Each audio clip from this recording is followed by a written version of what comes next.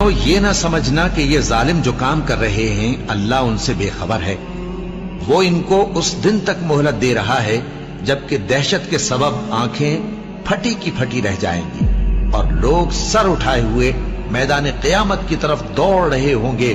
ان کی نگاہیں خود اپنی طرف لوٹ نہ سکیں گی اور ان کے دل مارے خوف کے ہوا ہو رہے ہوں گے. اور اس وقت کو یاد کرو جب تمہارے پروردگار نے یہود کو آگاہ کر دیا تھا کہ وہ ان پر قیامت تک ایسے شخص کو مسلط رکھے گا جو ان کو بری بری تکلیفیں دیتا رہے. بے شک تمہارا پروردگار جلد عذاب کرنے والا ہے اور وہ بخشنے والا مہربان بھی ہے. اب کیا جو لوگ بری بری چالیں چلتے ہیں اس بات سے بے خوف ہیں کہ اللہ ان کو زمین میں دھسا دے یا ایسی طرف سے ان پر عذاب آ جائے جہاں سے ان کو خبر ہی نہ ہو، یا ان کو چلتے پھرتے پکڑ لے تو وہ اللہ کو عاجز نہیں کر سکتے، یا جب ان کو عذاب کا ڈر پیدا ہو گیا ہو تو ان کو پکڑ لے؟ بے شک تمہارا پروردگار بہت شفقت کرنے والا ہے، مہربان ہے. کیا وہ لوگ جو برے کام کرتے ہیں یہ سمجھے ہوئے ہیں کہ یہ ہمارے قابو سے نکل جائیں گے؟ جو فیصلہ یہ کرتے ہیں برا ہے.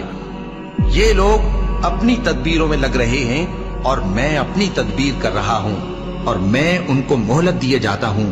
میری تدبیر بڑی مضبوط ہے.